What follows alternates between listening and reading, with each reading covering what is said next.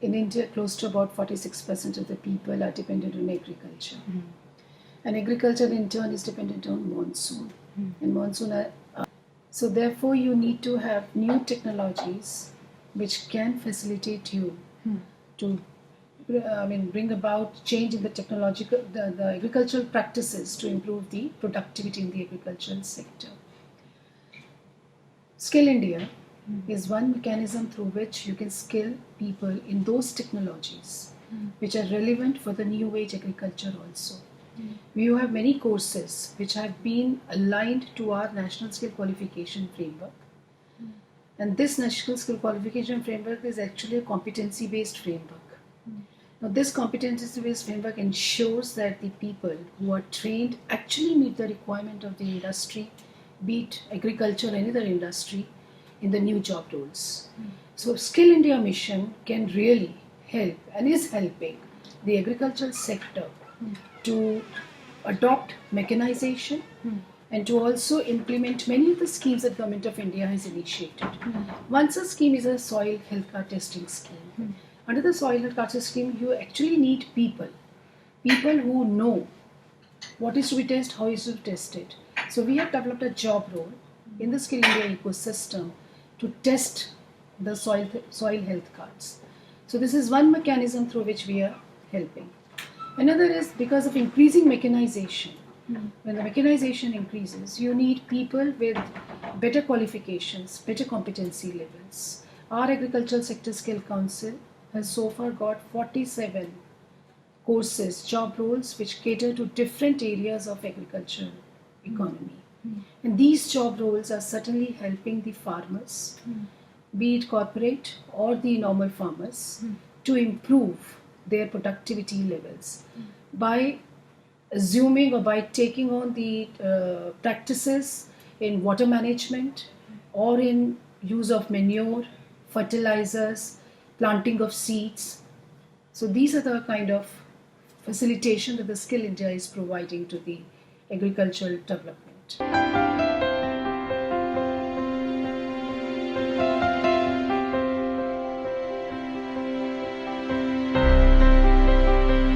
Now let me tell you as to why we initiated the Pradhan Mantri Kaushal Vikas Yojana. Now, as you all know that we embarked on a journey for the skill development way back in 2008, when it was realized that we have to train, retrain and upskill close to about 500 million people in the Indian economy. Now 500 million is a huge number. Now how do we approach and how do we arrive at this 500? Because 500 means that you have to really scale up your capacities. You have to scale up your infrastructure, both in terms of human resource, trainer, teachers, also in terms of kind of job roles that satiate the different sectors, and also in terms of physical infrastructure, machine, equipment.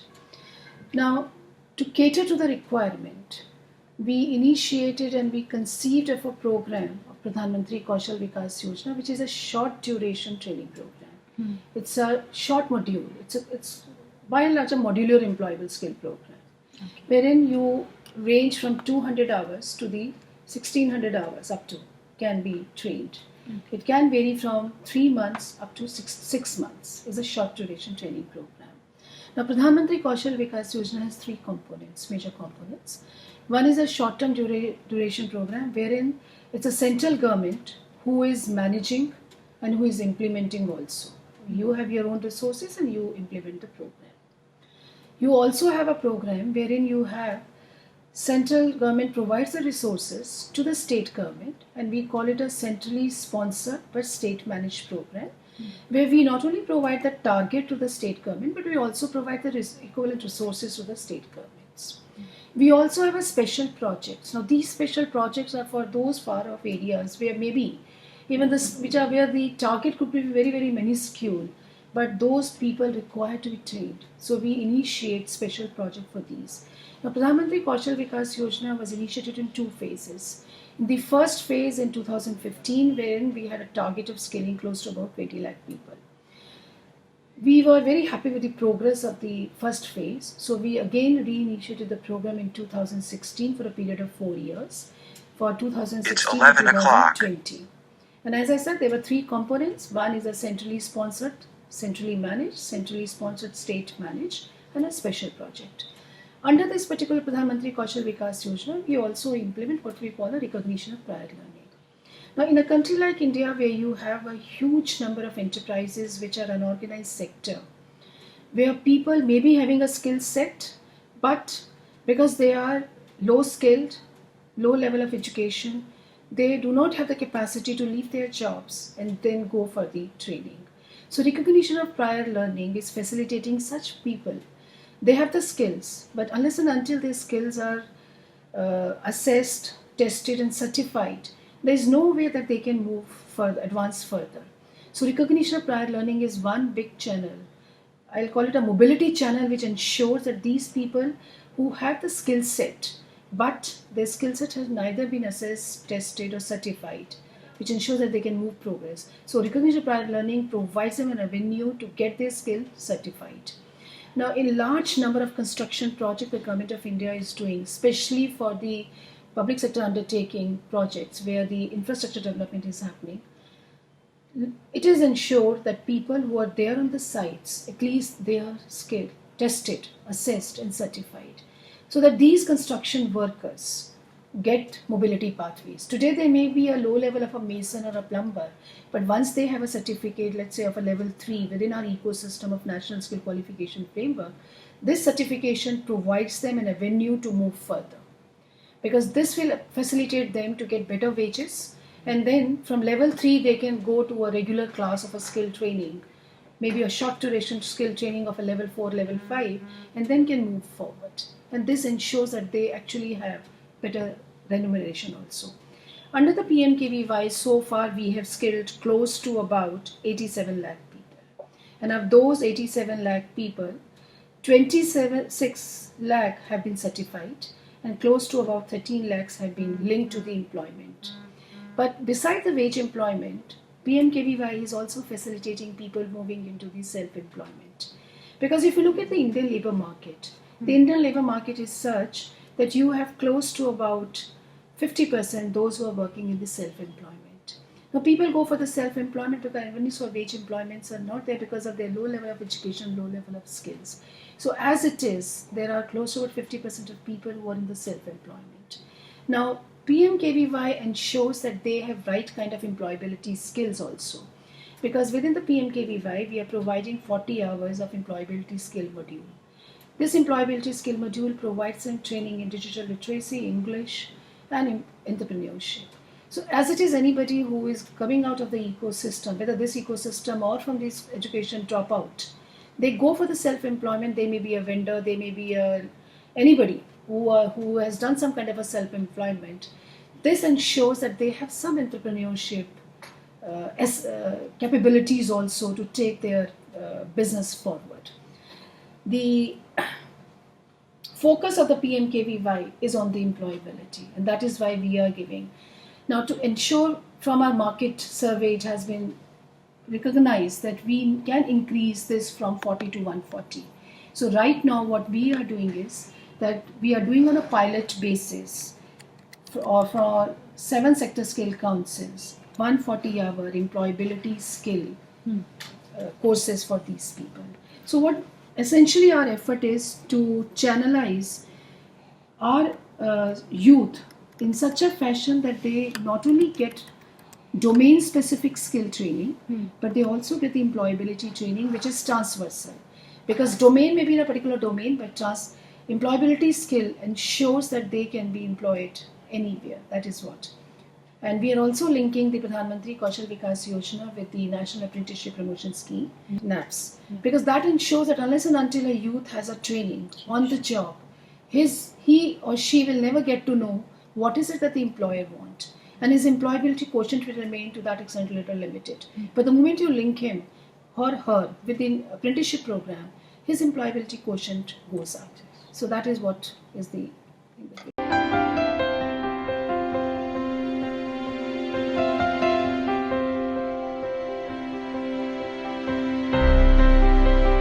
See, skill development has never ever received its due importance. Yeah, sure. It was only in 2008 when we actually realized that we are enjoying the demographic advantage and we need to harness it so that it doesn't. And our Honorable Prime Minister had already made a call that we need to make India the skill capital of the world. And it's very, very relevant for us. But when we have to make India the skill capital of the world, we also need to ensure that if we have to supply people to the aging economies of the Western economies which are aging, we need to ensure that we actually meet their requirements also. Now, how do I meet their requirements? I need to have skill development center which are state-of-the-art centers where you are actually having the best of the facilities. Maybe you are giving training in AI, artificial intelligence, or in blockchain, or in Internet of Things, which are very, very relevant, not only for the Indian economy, because here in India also technology is changing very fast, but also ensures mobility of our youth abroad, because they are the economy which are desiring that we can and we should supply people. So far, we have opened 612 Pradhan Mantri Kaushal Kendras. Our institution, National Skill Development Corporation, is responsible for opening up of these in the public-private partnership mode. Financial assistance is provided for opening these centers, but these centers can operate the courses on a fee-based model, wherein they can charge the fee because they have to run, they have to sustain. And my own observation is that these centers are really working very well.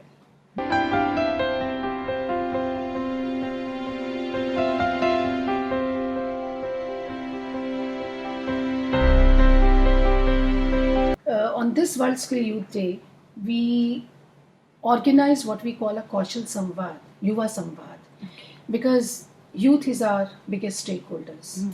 So we wanted to hear from them. So what is it that they want? And we hold different kind of, in different locations, these Samvad in our Industrial Training Institute, which are our long-term training institutions. Also across different states that we had held these Kaushal Yuva Samvads. It was an open dialogue with the youth across the country to discuss the issues and the solutions, the challenges that they are facing. What kind of a job roles that they are interested in. Because India is such a diverse country that it is very, very difficult to have one-size-fits-all approach. If I say that, okay, I will have let's say a beauty and wellness course in a particular region, I cannot expect that I will go for that same course somewhere else. So we really need to hear what the youth is telling, because unless and until I address to his requirement, I don't think that my program will really be a success. To achieve the success of our Skill India mission, it is necessary to hear what a youth is desiring. Now, we also organize on the counseling program, what we call a Sathi program, wherein the youth is counseled. We do a test and try to understand his aptitude and his interest, which are the areas where the youth is wanting to go for the skill development, what skill training that the youth want. Now, the event, World Youth Day, we had the contingent of 48 youths who were to participate in World Skill Kazan. And these 48 youths were selected through a very rigorous process. We had held at East, North, South and Western region, we had held what we call our Indian skill competitions. Many of the youths, they participated in different programs in these competitions, and these 48 youths were actually emerged out of these competitions. So it was a very rigorous process through which we selected these 48 youth who were to represent India in World Skill Kazan. The third important thing that we did in the World Youth Day was a launch of a degree apprenticeship program. Now, there are various reports which suggest that those youth who are coming out of our higher educational institutions, perhaps their employability level are very, very low. There is the report of India Skill Report which CII brings out, which says that close to about 47% of the Indian youth are found to be employable by the Indian industry. Now, what is the best way to improve their employability? So, together with the Ministry of Higher Education, we launched what we call an embedded apprenticeship program for the graduate. Now, anybody who is in a college, undergrad course, whether he is in a degree course, technical education or in a non-technical education, can now opt for an apprenticeship course. Now, apprenticeship means, I suppose if I am doing a history honours, but I would like to, let's say, do an apprenticeship in banking or maybe in accountancy. Now, my sector skill council of the Ministry of Skill Development Ecosystem works closely with the higher educational institutions of the higher education department. Now, they and with the colleges, they offer the certain courses which may be relevant for that particular region or area, and then student can opt for, the college can opt for courses which are relevant, they found are relevant for their student, and then student in turn can opt for that. I would like to share with you that when this program was started in July, close to about, I think, on the MHRD website, maybe about 9 lakh students showed their interest to go for such kind of apprenticeship. And we have also initiated a MOU with the State Bank of India and HDFC Bank for promotion of apprenticeships training in the financial sector. And State Bank of India is one of the biggest banks. For the first time, we are thinking of providing 5,000 apprentices through that system. It doesn't mean that only State Bank of India will absorb them, maybe, but they will be so trained that anybody in the ecosystem can actually employ them. So they will be ready to employ kind of people. So anybody in the financial sector can employ them. Then we also had what we call a dual training program, which is linked to the embedded apprenticeship that I just spoke about. And this particular program will have an apprenticeship on the job training, which is embedded in a 3 to 4 year university degree program. And this was announced in retail and media and logistics sectors.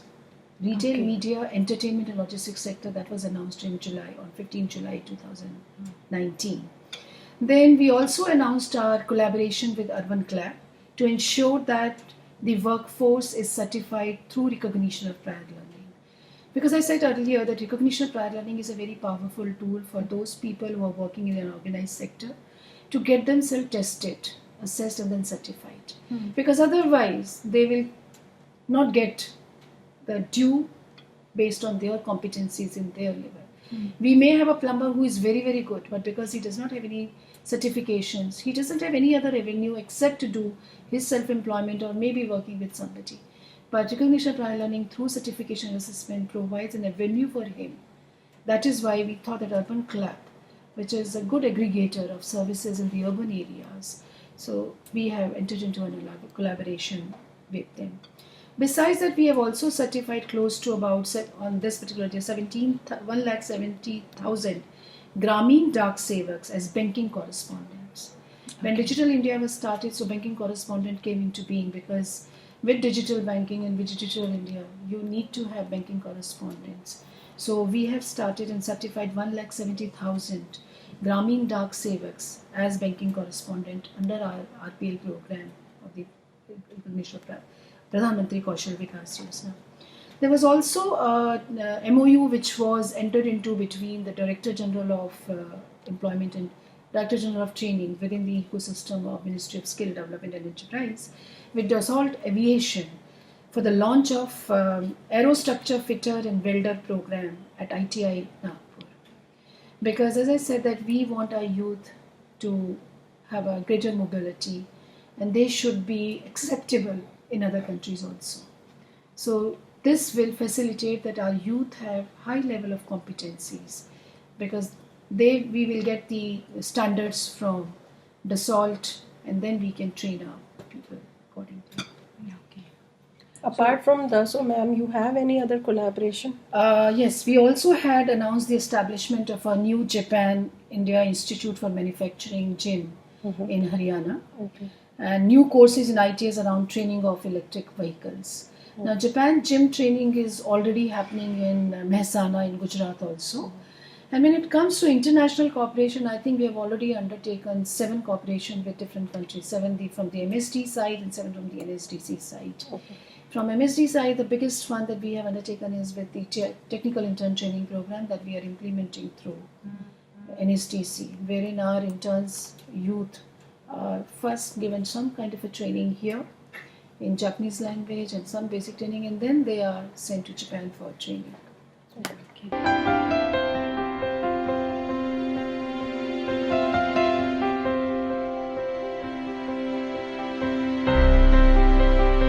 See, as of now, we are continuing with what we are doing in terms of Pradhan Mantri Kaushal Vikas Yojana, Pradhan Mantri Kaushal Kendras. Our focus is on National Apprenticeship Promotion Scheme, and we are incentivizing and trying to incentivize the micro, small, and medium enterprises.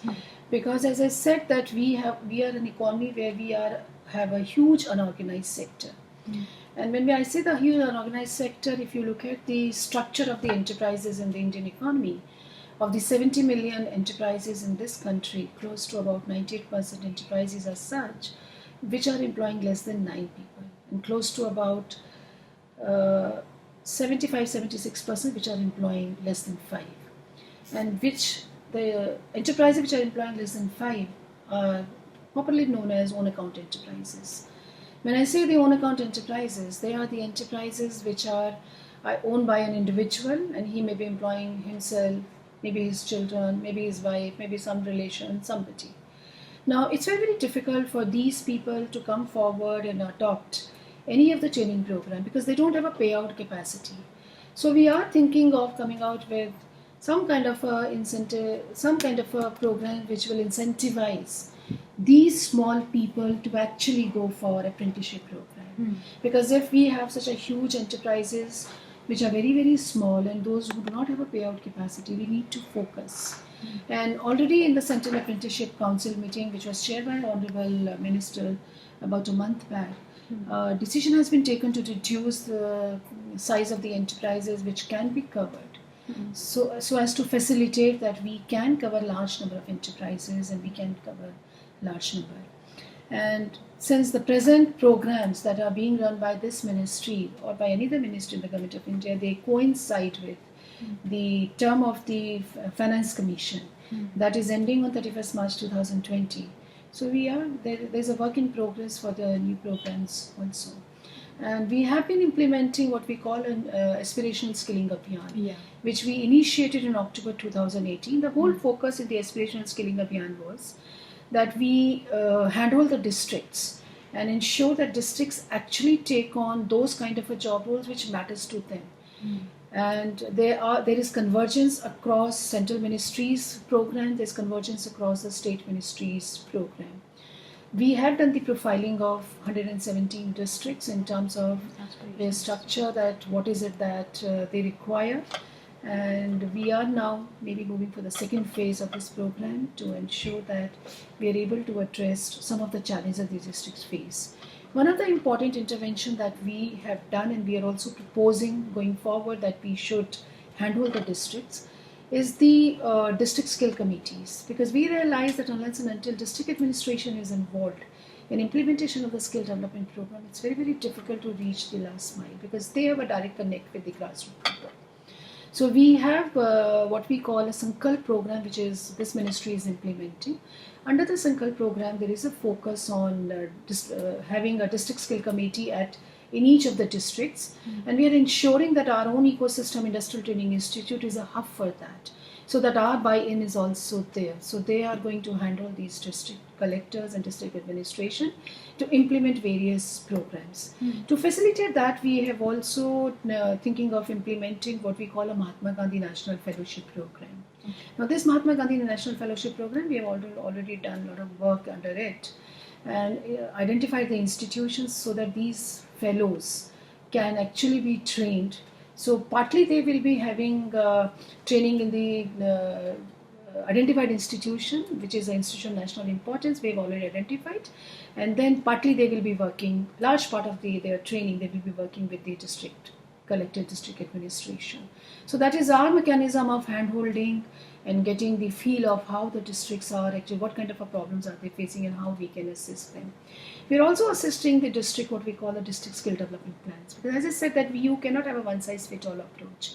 And the way the Indian economy is structured and way the Indian demographic is today, you have your west and southern states more or less aging. They have a conditions which are similar to the one that we are facing in the western economies. And we have the northern and the eastern part of India which is very, very young. So when we talk about demographic advantage, we have these districts in these states that you have to focus upon. And large number of these districts fall under the aspirational skilling districts also. So our focus is that we address them and we are actually helping them. Through our STIPE project, which is a World Bank assisted project, we are trying to ensure that in our long-term training program also we facilitate the industrial training institutes to upgrade their infrastructure and provide the better training facilities to the youth. We have National Skill Training Institutes which are providing these teacher training. So we are envisaging a better and a greater role for them. Okay. On 9th of this month, we are going to launch and inaugurate first batch of the Indian Skill Development Service, which was launched in 2015 in Mysore.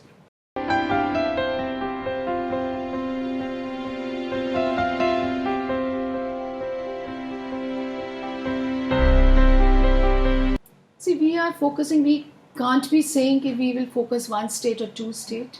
But yes, certainly aspirational districts are our focus area because they are the ones where you require infrastructure development, and states where there are which are lacking. They are the states that we are trying to focus on. As in, can you name one or two, like which are lacking?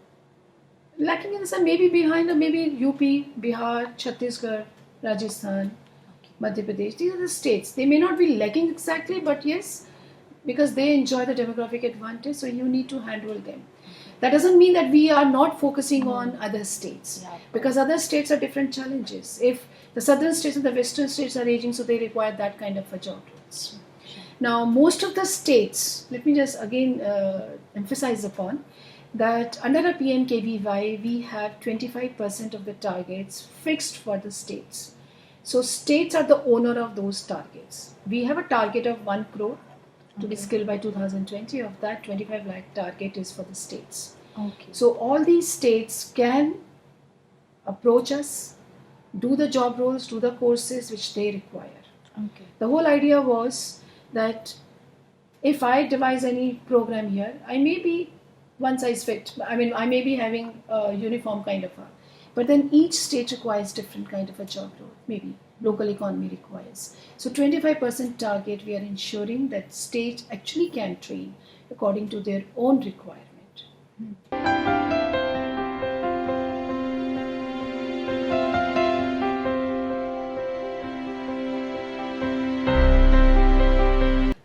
Now we are working closely with 11 countries across various areas of interest to upscale and to ensure that global standards in skill development are met. Because if I want India to be a skill capital of the world, I have to ensure that my youth are aligned to the global standards as well. Now we have signed close to about 19 MOUs with different countries, bringing about international benchmarking of Indian qualification to their standards and ensuring that our youth are able to move globally through cross-country internship program and hiring of the Indian workforce for special projects and special requirements. We are also working with other countries to secure the training infrastructure, support through international collaboration, and at the same time we are also working on knowledge sharing with these countries. Now, as I said that we are working with Japan on the technical intern training program, and we have signed an MOU with them, Memorandum of Cooperation we call it, to support under Japan's technical intern training program. And MSD has already sent its first batch of beneficiaries for internship training in Japan in the leading automotive company.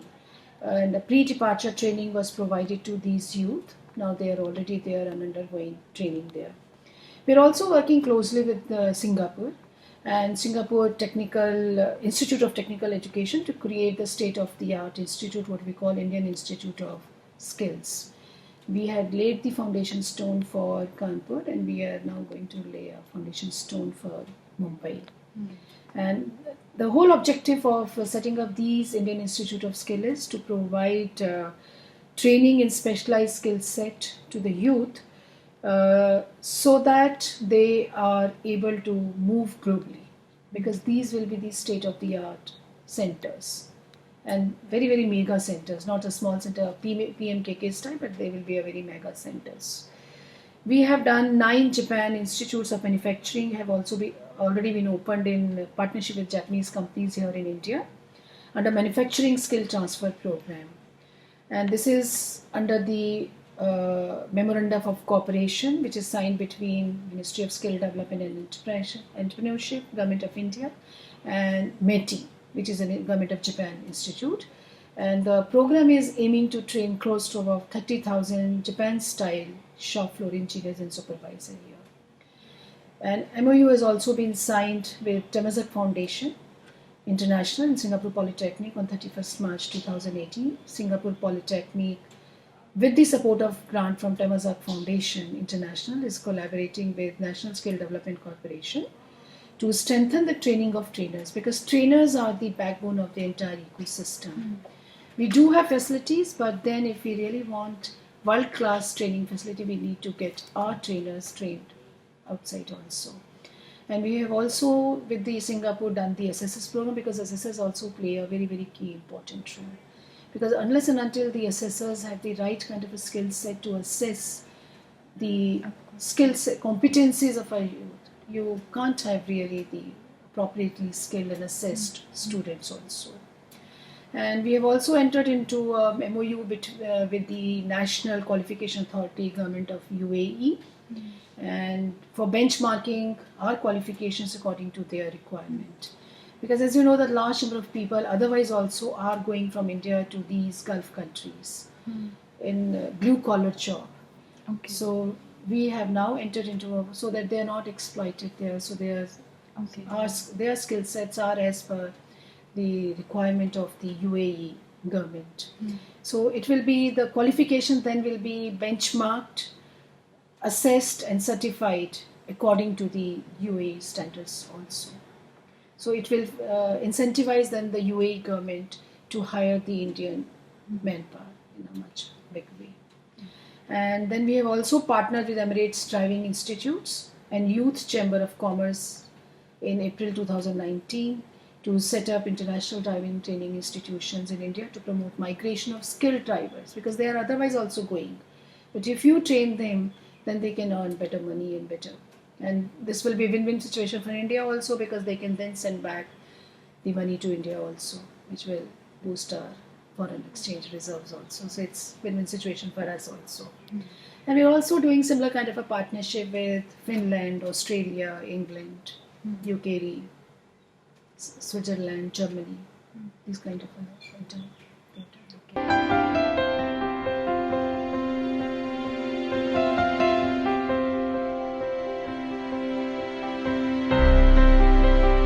I think the increased focus of Ministry of Skill Development on apprenticeship will go a long way to prepare Indian youth for jobs not only here but abroad also. And youth from all educational institutions, whether a youth who has dropped out of the system or a youth who is coming out of our ecosystem, and I say our ecosystem, maybe coming out of the short-term training institutions, courses, or maybe from the industrial training institutes or from the higher education institutes. So the ministry is with the youth, and we expect that we can do. We have already set up a Skill India portal, and this Skill India portal is I will call it a one-shop stop, because this will provide them not only the information about the kind of training courses that are available, the kind of training centers which are available, where are they available, and the training provider who are there. So this will provide them ample information. And we are in the process of linking, and we have linked it also to the National Career Service portal of the Ministry of Labour and Employment. We are also developing a labour market information system which will be inbuilt into the skill, because it will be, the youth requires the information. The moment you connect the two portals, whether it's National Career Service or the Skill India portal, because youth is at the fulcrum, we are wanting youth to be facilitated. So youth is at the center. So our skill programs, our efforts are youth-centric.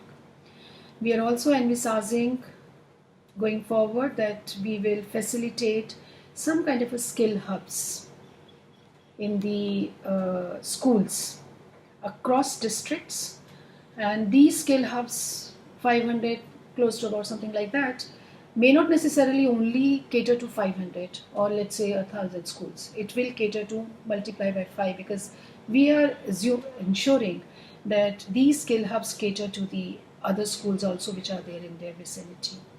This will help youth who is maybe thinking of dropping out to get some vocational skill in his hand. So that will facilitate youth to have some vocational skill because a youth with a low level of education or skill will, in any case, from a poor background, may enter the labor market. But if he has some kind of a skills, he has a bargaining capacity also. And we are also thinking of developing a counseling and a career guidance framework. It's already consultations I've held. So that will facilitate that right from the school level, a youth is counseled and given a career guidance. We will work with the Ministry of Human Resource Development so that we are able to actually counsel our youth and tell them that what is it that is good for them instead of everybody going for normal kind of a formal education, ultimately entering the labor market without any skills. So we are also making a renewed focus on reskilling and upskilling to ensure that our youth actually adapt to the changing technologies. Because what will happen as Industry 4.0 progress, many of the job roles which are relevant today may not be relevant maybe tomorrow. So we are focusing hugely on reskilling and upskilling our youth. Because the processes may change, job role may be there, but the processes may change. Youth may not be aware of that. That is why there is a huge focus on reskilling and upskilling to ensure two things: that the skill set that he has acquired informally, they get actually certified and tested. Secondly, they get updated so that they can take up any job that comes their way in a changed technological environment. Secondly, we are also ensuring that those students who are getting out of the industrial training institutes, we have close to about 14,000 plus industrial training institutes, which are having a close to about 23 lakh sitting capacity. So we are ensuring that students who are getting out of these training institutions, they have the academic equivalence. When I talk about the academic equivalence, if any student who gets into the ITI class 8, he passes after 2 years, he will be given a certificate of class 10th. Okay. That is what we thought. And 40% credits from National Institute of Open Schooling. NIOS. Through additional 2 bridge courses, he will be eligible for a secondary school certificate, 10th class certificate. So to get to the 10th class certificate, he will have a 40% credits from NIOS through the additional 2 bridge courses. So he can have a 10th class certificate. Similarly, any 10th class certificate with 2 years of ITI, if he has done, and NIOS, he is or she is eligible for a senior secondary school certificate. That will just ensure that a student moves from senior secondary to the undergrad. And this is one way through which you can make skill very, very aspirational. Because today's skill is not aspirational, because by creating an academic equivalence between ITI and Polytechnic, we are trying to incentivize and create an aspiration for the vocational education for the school student. And we are also ensuring a new unified regulator, National Council for Vocational Education and Training. It has already been notified last year in December, and we are in the process of. And we assuming and we are thinking that it's our belief that this institution will strengthen and regulate the functioning of entities which are engaged in the vocational education and training, both in the long term and the short term. Today there are 2 different institutions which are regulating the short term and the long term. We have NCVT for the long term and we have National Skill Development Agency for the short term training program. But with NCVET, we'll have just one institution regulating the 2. And this will ensure that better mobility, better qualifications, and better aspirations for the youth. So our endeavor is that we empower our youth with the skills so that their employability increases. And we are willing to do anything for empowering our youth, whether it is domain level skills, it is foundation skills, digital skill, we want our youth to be employable. And that is what our vision is, our focus is.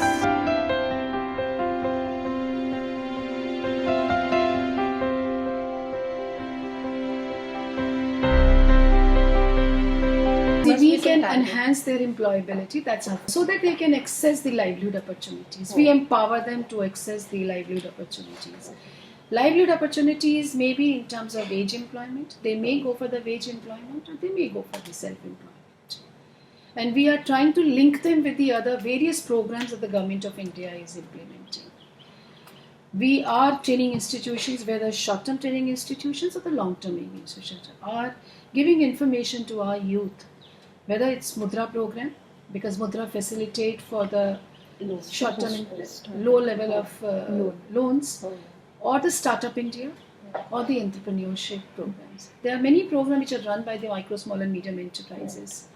So our effort is to sensitize our youth who are getting out of our ecosystem to know about these programs, so that they do, as soon as they're out, they are doing something.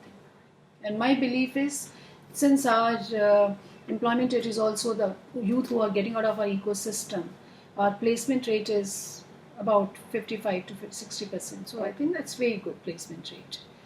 Otherwise, we give a rate of 70%, just 55 to 60 is a very, very good rate. And maybe there are youth who we are not able to track and they are not reporting us. They are doing the self-employment, because we empower them through information sharing and knowledge sharing, that these are the different programs which they can access from the Government of India also.